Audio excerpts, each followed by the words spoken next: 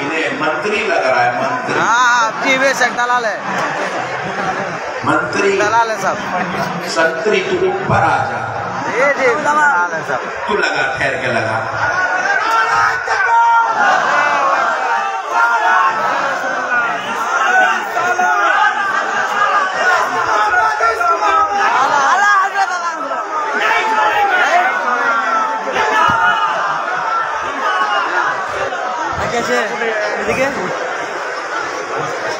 अरे यार सबको हक है अपने अपने जज्बात का इजहार करने। जी जी बेशक। तुम बीजेपी के थोड़ी हो, तुम तो मदीने वाले रसूल की पार्टी के हो। तो फिर इतनी शोर मचा दो कि दुनिया कह दे कि आज मुसलमानों का नबी पैदा हुआ है। तो गौर करके सुनो कि रसूल रसूल होकर रसूल के बराबर नहीं है। हर रसूल का मर्तबा उससे दूसरे रसूल का मर्तबा पहले वाले रसूल से बड़ा है। हर रसूल का मर्तबा दूसरे रसूल से बड़ा है। एक रसूल का मर्तबा दूसरे रसूल से बड़ा है। कोई रसूल किसी रसूल के बराबर नहीं है। रसूल रसूल होगा, रसूल के बराबर नहीं हो सकता।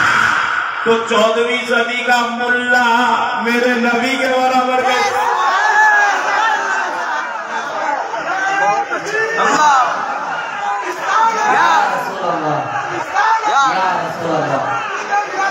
जिंदाबाद जिंदाबाद जिंदाबाद।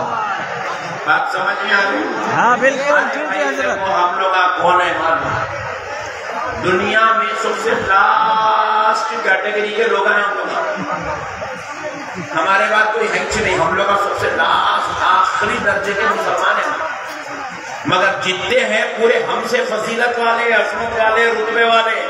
हम लोग बिल्कुल लोएस्ट कैटेगरी के लोग, लास्ट कैटेगरी में छू करे तो बाहर गिर जाते हैं हम लोग। आखिरी दर्जे के मुसलमान हैं हम लोग। हमसे छोटा मुसलमान 1400 साल नहीं, पूरे करोड़ों साल में भी कोई पैदा हुआ ही। हम सबसे लास्ट दर्जे के हैं। हमसे बड़ा दर्जा किसका है? हमारे माँ बाप का है। उनसे बड़ा दर्जा किसका है? हमारे असातिज़ा का है। उनसे बड़ा दर्जा किसका है? हमारे उलमाए कराम का है।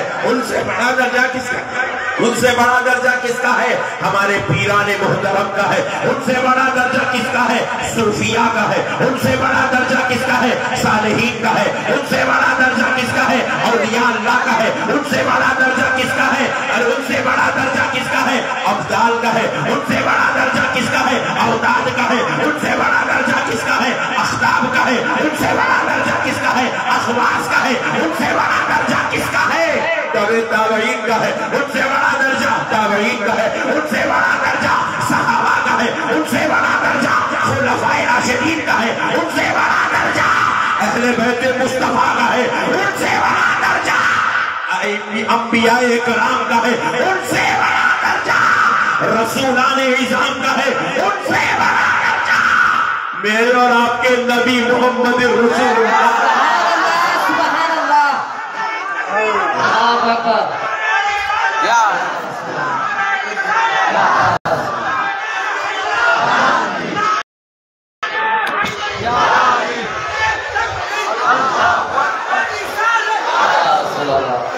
मौलाना कोची की जुबान में बोल रहे थे तो मैं डर गया, मेरी समझते की नहीं समझते की मगर आप लोग पूरी समझ रहे अल्हम्दुलिल्लाह। वैसे मैं बोला तो खबर का मुर्दा समझता, आप तो जिंदे हैं। No problem. तो मसले को समझो। हम लोग आखिरी कैटेगरी के, हमसे छोटा कोई है नहीं। और मेरा नबी सबसे आला है। इंसानों में उससे बड़ा कोई है ही नहीं। मैं इंसानों में सबसे अफजलो आला मेरा नबी। इंसानों में सबसे कमजोर आज का मौलवी। अब ये मौलवी बोले हम चाहे तो अमल में नबी के बराबर हो सकते, थोड़ा हो गया। तू चुराग है, वो सूरज है। चुराग की रोशनी किधर, सूरज की रोशनी किधर। और अगर हवा आई तो सूरज चुराग बुझ सकता है, मगर क़यामत तक सूरज को कभी सवाल नहीं आ सकता है। मगर ये सुन ले, फिर भी क़यामत तक सूरज को सवाल आएगा, मगर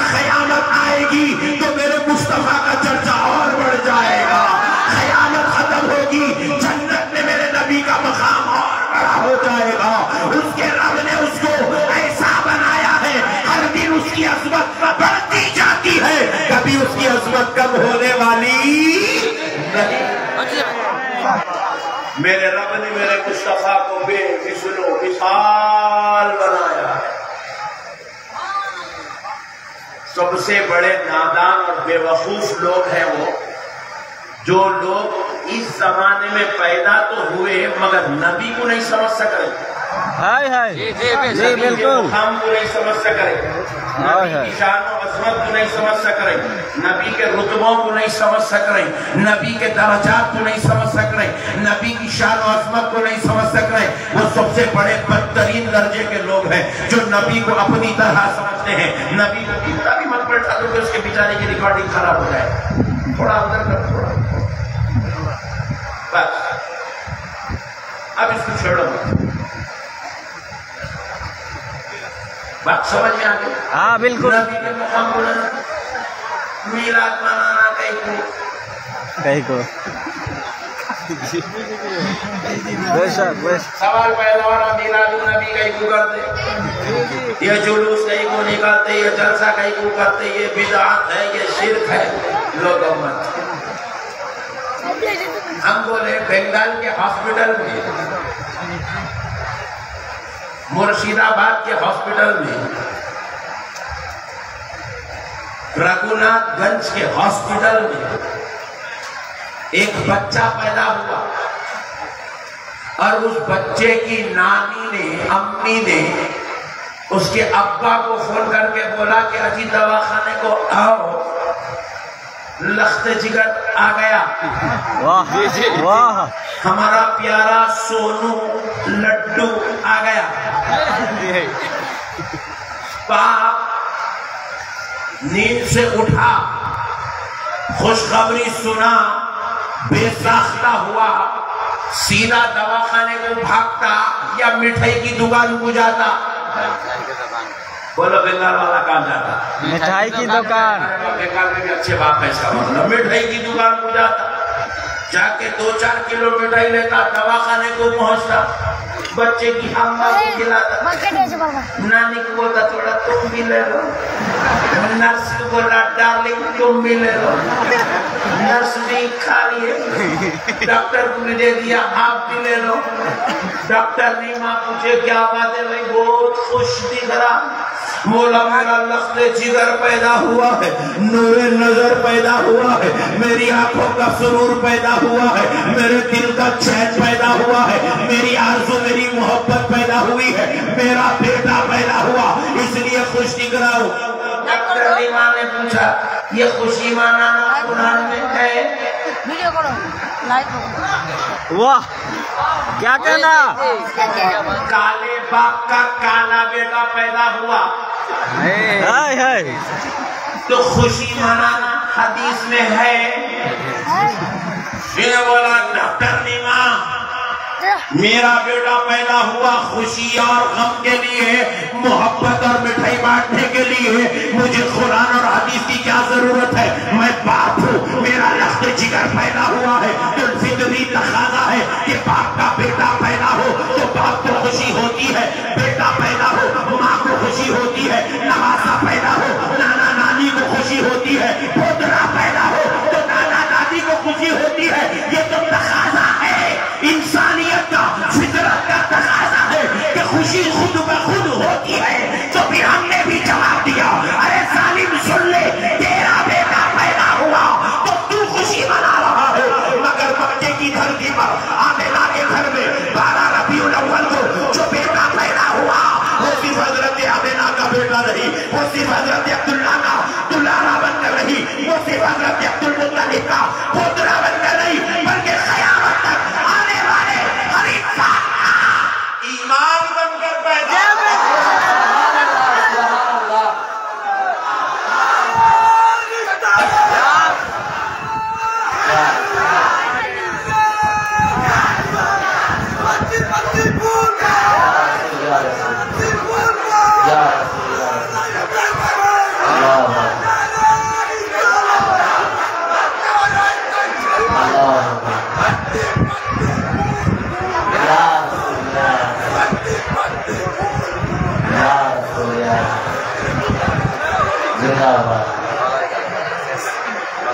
रबीउल अव्वल को हमारा ईमान पैदा हुआ,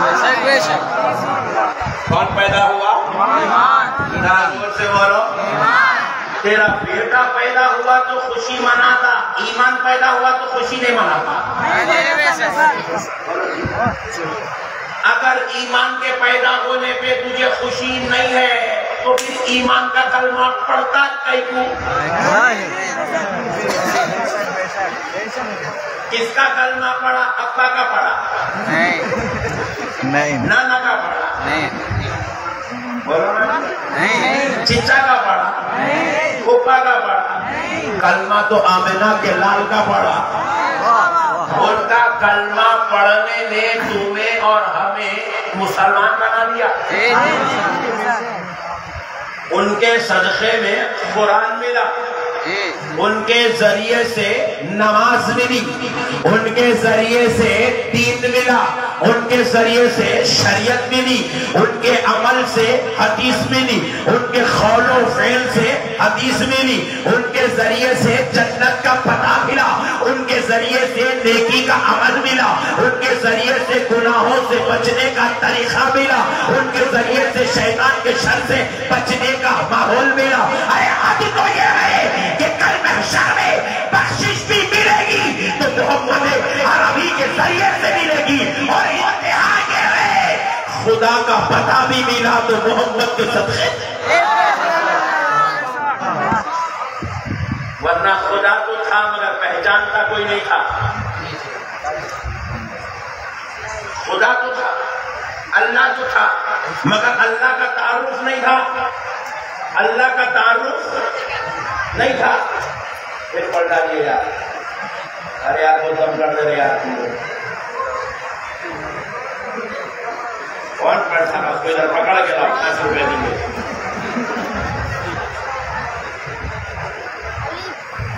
मसले को समझो।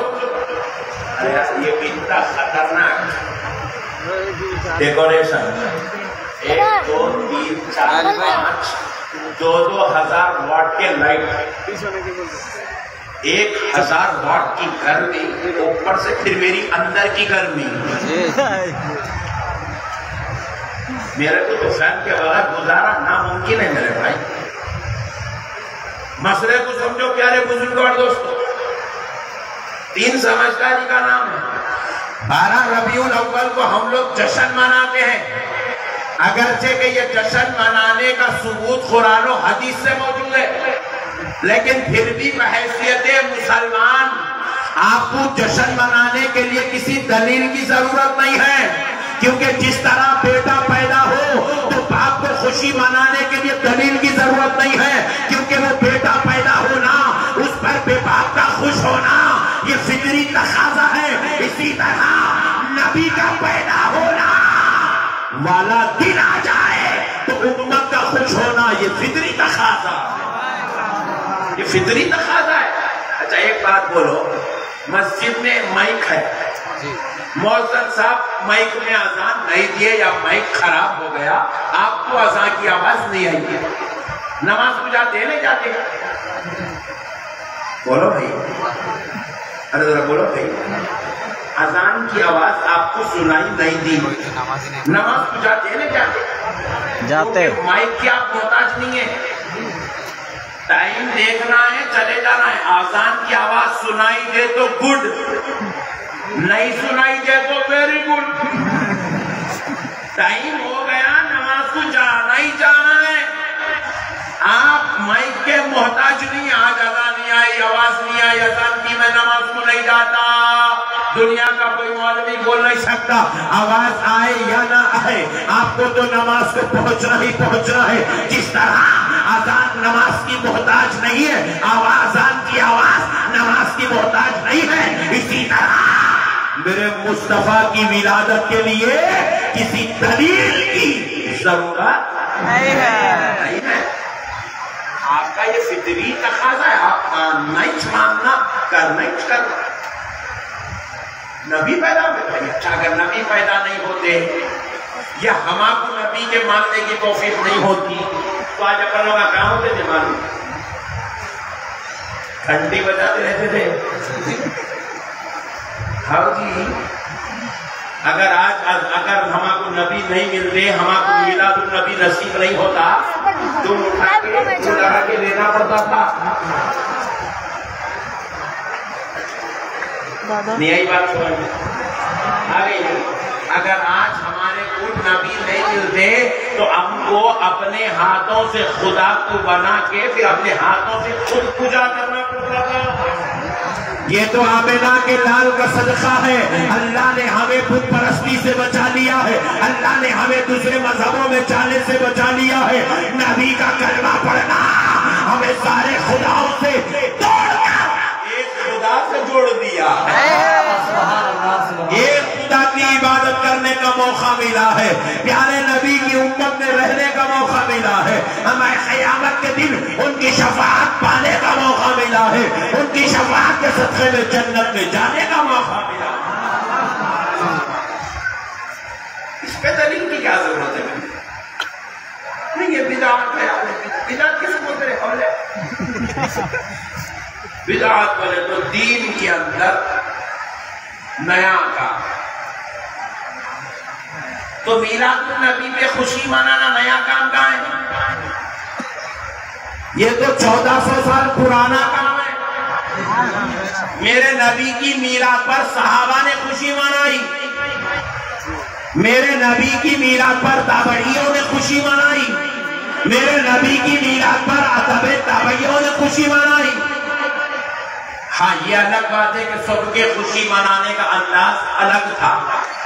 वो अपने तरीके के मुताबिक खुशी मनाते थे, हम अपने तरीके के मुताबिक खुशी मनाते हैं। अब अगर कोई जाहिल आपको पूछे, रघुनाथगंज का कोई जाहिल आपसे पूछे सहाबा लाइटिंग लगाते थे क्या? वाह, ये बच्चे बढ़िया तो अपने बेचारे भोले भाले मुसलमान सहाबा लाइटिंग लगाते थे क्या? सहाबा इतना बड़ा पेंडाल डाले थे क्या? सहाबा छंडियां लगाए थे क्या? सहाबा छंडे पढ़ करके निकले थे क्या? कोई आपसे पूछे तो आप बेचारे भोले वाले मुसलमान होले भाई सही बात है, सहाबा लाइटिंग लगाए थे क्या? सहाबा छंडियां लगाए थे क्या? सहाबा पेंडाल डाल के जलसा करे थे क्या? ऐसा कहीं हदीस में है क्या? ऐसा कहीं रिवायत है क्या? आप भी सोचने पे मजबूर हैं। इसलिए सोचने पे मजबूर है क्योंकि आप उलमा की सोहबत में नहीं बैठ रहे। सवाल कुछ समझो, क्या पूछ रहा? सहाबा लाइटिंग लगाए थे क्या? मेरे को पूछा तो मैं मुंह पे पहले एक फाइट मार दूं, पंच मार के पूछना बे हौले सहाबा के दौर में लाइट थी क्या?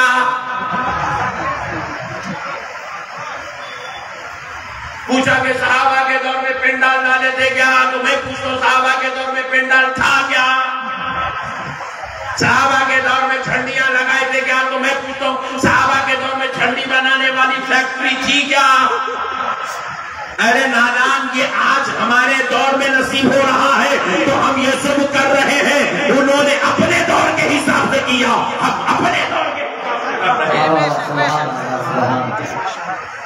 आज हमारी मस्जिद के ऊपर स्लैब है नहीं है, अंदर लाइट है नहीं है, माइक है नहीं है, एसी है नहीं है। तुम्हारी मस्जिद में नहीं होगा। हिंदुस्तान की हजारों लाखों मस्जिदों में एसी लगा हुआ। आप बताओ सहाबा की मस्जिद में स्लैब था क्या? वाह, तू भी अरली के पत्ते डाल उसके नीचे नमाज पढ़। सहाबा की मस्जिद में जानिमाज थे नहीं थे? अपने पास है, उठा दे। सहाबा की मस्जिद में पत्थर बिछा हुआ था नहीं था?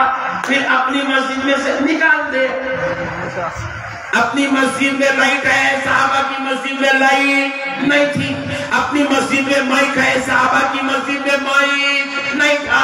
फिर तू भी निकाल दे। उसके बाद तू खाली एक लकड़ियां काट, उसके ऊपर पत्ते डाल, नीचे नमाज पढ़। सजदे में गया, कंकड़े चुभे तो बोलता बाप रे वाह, वो सुन्नियों को मान लिए तो अच्छा है रे भाई। मेरे को एक साहब ऐसी बोले, मसाले पर बच्चे आके बैठते नहीं, चिटोरे बने के बातें करते बात। बच्चा बोला मौलाना जो नबी के दौर में था मैं वही करूंगा, जो नबी के दौर में नहीं था मैं वो नहीं करूंगा।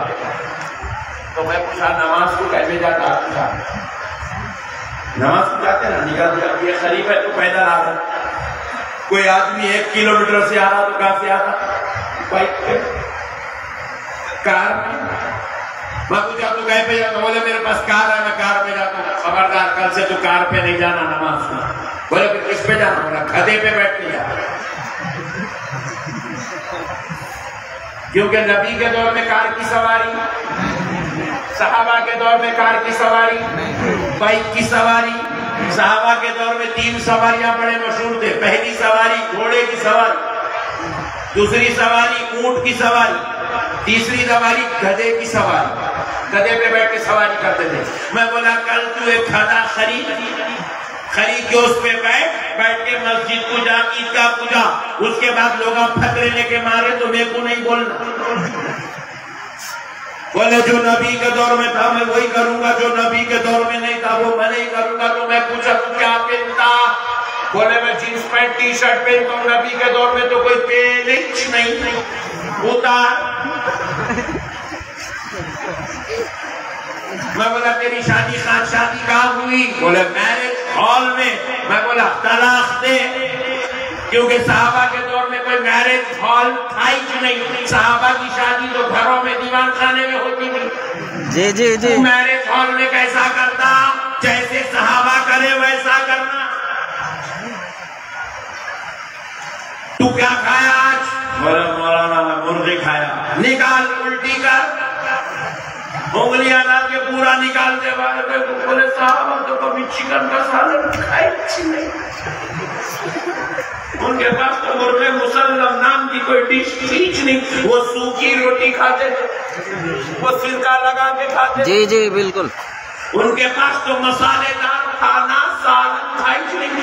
अपनी बात आई तो पट्टा पूरे कामा कर ले रहा, न अल्लाह याद आ रहा, न रसूल याद आ रहा, न कुरान याद आ रही, न हदीस याद आ रही। जींस पैंट भी अपने को होना, टी शर्ट भी अपने को होना, पल्सर T20 भी अपने को होना, मारुति कार भी होना, घर में एसी भी होना, मस्जिद में माइक भी होना। कहीं भी कुरान याद नहीं आई, कहीं भी हदीस याद नहीं आई, मगर मेरे मुस्तफा की मीराद मनाने की बात आई तो कुरान में याद कर रहा है, हदीस भी याद कर रहा है, सहाबा को भी याद कर रहा है। तो पता चला ये इसकी मक्कारी है, ये इसकी शरारत है, ये इसकी जलालत है। ये असल में हदीस कुरान का नाम लेकर मेरे मुस्तफा के बुग़्ज़ को दिलों में पहुंचाना, हदीस कुरान की आड़ लेकर नबी से दूर करने। मुसलमानों समझो ये शरारतों को। जिसने भी तुमको ये लेबू दिया ये बिदअत है तो उसको पूछना अबे तू अहले सुन्नत है क्या? सब बिदअत है। मस्जिद में माइक लगाना बिदअत, मस्जिद में स्लैब डालना बिदअत, मस्जिद में जानिमाज बिछाना बिदअत, मस्जिद में नल लगाना, ऊपर टैंक रख के पानी लेना बिदअत नहीं है। जी जी। घूर के देखकर क्या मतलब है? बिदअत नहीं है। बोलो भाई नहीं है, बिदअत है। दीन के अंदर हर नया काम बिदअत। मौलाना साहब को तनख्वाह देना बिदअत। साहबा के दौर में कोई तनख्वाह नहीं लेते थे। जी जी। इमाम साहब को तनख्वाह दी, मौज़िन साहब को तनख्वाह दी बिदअत। मस्जिद के लिए चंदा वसूल करना बिदअत। बेगम को साड़ी पहनाना बिदअत और खुद पैंट बुशर्ट पहनना बिदअत। गाड़ियों पे सफर करना बिदअत और हज को प्लेन में जाना बिदअत। आप लोग नहीं समझ? जी जी समझ में आ रहा है? मैं सही बोल रहा हूँ? हाँ। हज को प्लेन में साहबा कुछ नहीं, दीन के अंदर ये प्लेन का जिक्र कुछ नहीं। ये तो अब शुरू हुआ। ये बमुश्किल 50 साल की जर्नी है। 50 साल ये प्लेन की उम्र है। प्लेन शुरू हुआ 1979 में। 40-42 साल की बात है। इससे पहले तो प्लेन था ही नहीं। फिर आप बोल रहे बिदात है, फिर बोले मौलाना जब बिदात है तो मस्जिद में माइक क्यों लगाए, बिदात है तो मस्जिद में जानिमाज क्यों बिछाए, बिदात है तो प्लेन में हज को क्यों जाते हैं, बिदात है तो साड़ी क्यों पहनाते हैं, बिदात है तो पैंट बुशर्ट क्यों पहनते हैं। तो सुनो, बिदात तो है मगर इस बिदात का ताल्लुक गुनाह की तरफ नहीं है, बल्कि ये बिदात नेकी की तरफ ले आती है, खैर की तरफ ले आती है, भलाई की तरफ ले आती है। जो बिदात भलाई की तरफ लाए वो सवाब के दर्जे में है, और जो बिदात गुनाह की तरफ ले जाए वो गुनाह के दर्जे में है। तो इसीलिए ये बिदात सवाब का सबब है। अरे ये जलसा लगाना सवाब है, ये जुलूस निकालना सवाब है, ये खाना खिलाना सवाब है, ये जलसा करना सवाब है। आप पूछे क्यों? या जितनी देर मेरे नबी का जिक्र होता जाएगा नामे आमाल में सवाब लिखा जाता जाए। सुभान अल्लाह, सुभान अल्लाह। बिदात तो है, सब पैसे भी देते हैं। डर गया ये क्या हो गया। बिदात तो है मगर बिदात 2 किस्म की होती है। सुनो जी, कितने किस्म की? 2 किस्म। जोर से बोलो और जोर से बोलो। तुम लोग का कैसा बोलो?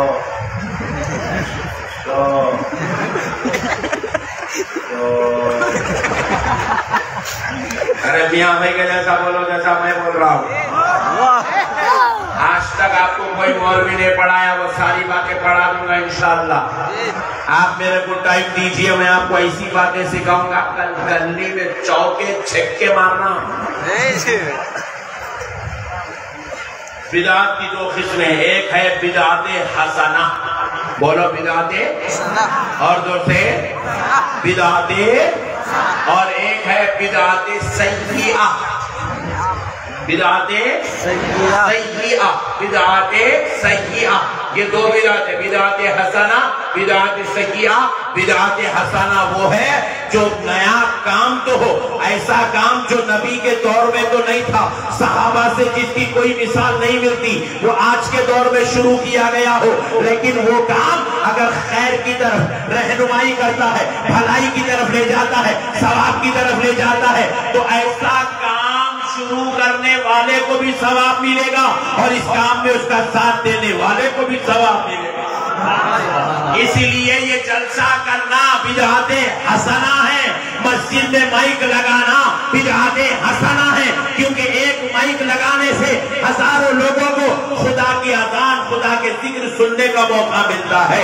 अरे मस्जिद में माइक लगाने से सारे मुसल्लियों को अज़ान और नमाज की आवाज अच्छी तरह सुनाई देती है, इसलिए ये बिदअते हसना है। मस्जिद में लाइट लगाने से कुरान पढ़ने वाले को आसानी से कुरान पढ़ने आता है, इसलिए लाइट लगाना बिदअते हसना है। अरे ये जलसा करना इसलिए बिदअते हसना है क्योंकि जितने आशिक आएंगे सबको मेरे नबी की अजमत मालूम होती चली जाएगी।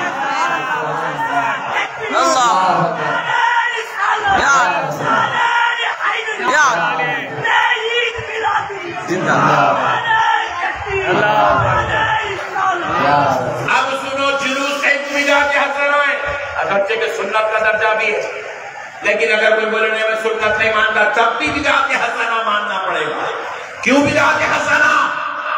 रघुनाथगंज की गलियों में हमारे नौजवान नाते मुस्तफा पढ़ते पढ़ते जब हाथों में झंडियां लेकर गली कूचों में निकलेंगे तो सारे गैर मुस्लिम अपने घरों से बाहर निकल कर आएंगे, आकर पूछेंगे कि मुसलमानों, रघुनाथगंज वालों, क्यों ये जुलूस निकाल रहे हो? तो उनको पता चलेगा कि आज ईमान वालों का पैगंबर पैदा हुआ। नारे तकबीर, नारे तकबीर, नारे रिसालत, नारे हैदरी, नारे ख्वाजा, मसला के आला हजरत, नारे तकबीर, नारे रिसालत। दुनिया वालों को पता चलेगा कि आज पैगंबर पैगंबर खुदा पैदा हुआ है, रहबरे इंसानियत पैदा हुआ है, आज मोहसिने कायनात पैदा हुआ है, आज शफीउल मुज़निबीन पैदा हुआ है, आज शाफ़िए महशर पैदा हुआ है, आज अल्लाह का हबीब पैदा हुआ है, मुसलमानों को मुसलमान बनाने वाला नबी पैदा हुआ है, सुभान अल्लाह, नबी पैदा हुआ है। और एक बात सुन लो, पैदा वो होता है जो खुदा नहीं होता। नहीं समझे आप? जी जी समझे तो सुभान अल्लाह। सुभान अल्लाह। पैदा वो होता है जो खुदा। तो हमने मीलादुन नबी मना के बता दिया, हुजूर हमारे नबी है, खुदा नहीं है। जी जी हुजूर हमारे नबी है, खुदा नहीं है। अगर खुदा होते तो वो पैदा ना होता, ये खुदा का बंदा है, इसलिए हजरत आमिना के घर 12 रबीउल अव्वल को पैदा हो रहा।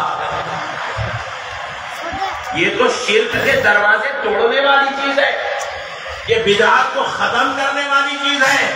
इसको अगर कोई शिर्क को बिदअत समझता है तो ये उसकी जिहाद है, ये उसकी नाकानी है, ये उसकी खुराफात है। आपका और मेरा घर कितने गज पे है, कितने सेंट पे है, कितने स्क्वायर फीट पे है? किसी ने कहा मौलाना मेरा घर 100,000 स्क्वायर फीट पे है, किसी ने कहा मौलाना मेरा घर 5,000 स्क्वायर फीट पे है। तो मैंने पूछा इतना बड़ा घर कैसे बनाया भाई? रसूल पाक सल्लल्लाहु अलैहि वसल्लम का जो मकान था, जिस हुजरे में, जिस कमरे में हुजूर आराम करते थे, वो हुजरा इतना छोटा था, इस दीवार को अगर हुजूर का सरे मुबारक लगता तो फिर इस दीवार को हुजूर का कदम मुबारक लगता। इतना छोटा मकान था हुजूर का, इतना छोटा मकान। फिर ये बोला कि भाई मैं कोई करूंगा जो नबी करते, तो फिर इतना बड़ा घर कहीं क्यों बनाया? तू भी 6 फीट का बना, फिर देखेंगे तेरे को बच्ची कौन देते। बच्ची बोले कि मैं बॉडी में कूद के मर क्यों, मगर इससे तो शादी नहीं करती, क्योंकि वो जमाने के हालात अलग थे, ये जमाने के हालात अलग है। वो जमाने का सिचुएशन अलग था, ये जमाने का सिचुएशन अलग है।